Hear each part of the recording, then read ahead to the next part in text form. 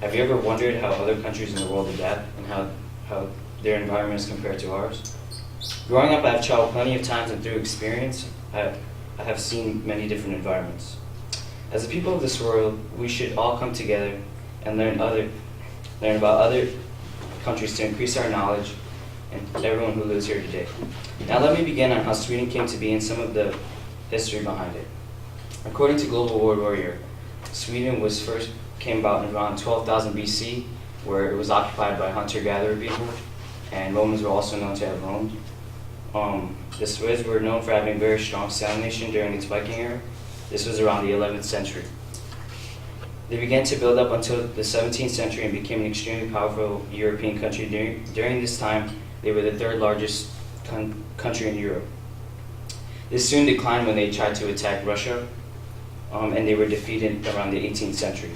After their defeat, their empire settled down and became a more neutral-based military.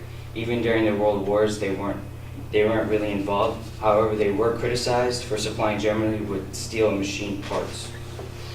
Today, Sweden has joined the European Union but has not yet adopted the euro as its currency. That brings us to the government of Sweden. The government of Sweden is actually very similar to the US. All power proceeds from the people themselves. Everyone has the same rights. They have freedom of speech and are free to express their opinions and how politicians and public agencies express their powers. The government in Sweden, much like the US, have executive, legislative, and judicial branch. The executive branch is run by the king and prime minister. The legislative branch is run by parliament and includes 349 seats. And the judicial branch is run by the Supreme Court. As a whole, the government is a constitutional monarchy where the king is the head of the country but has little power, and the prime minister is the head of the government, is elected by parliament with ultimately the most power. Sweden also has a national holiday and Independence Day, which is held on the 6th of June. It is also known as National Flag Day, where everyone takes a day off from work and just comes together and celebrates. The flag of Sweden is a Scandinavian cross that extends to the edges of the flag.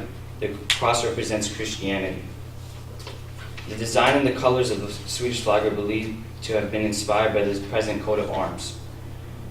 Sweden's constitution was built on January 1st, 1975, where they did most of the compromising, and they too have suffrage at the age of 18. Now that we've established the history and government of Sweden, I'll get into some of the cuisines. Sweden cooking mostly consists of spiced up meat, fish, potatoes. There are three main dishes which are deeply loved. First one is called bullar, which is a Swedish meatball which can be served with breadcrumbs, minced onions, or different herbs.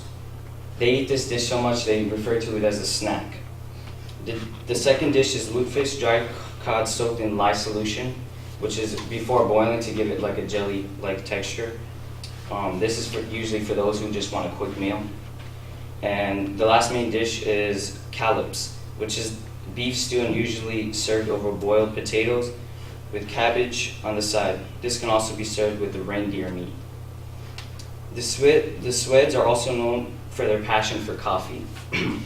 According to Global World Warrior, they rank second in the world in per capita consumption, and they drink coffee for breakfast, lunch, during breaks, and even have special coffee parties.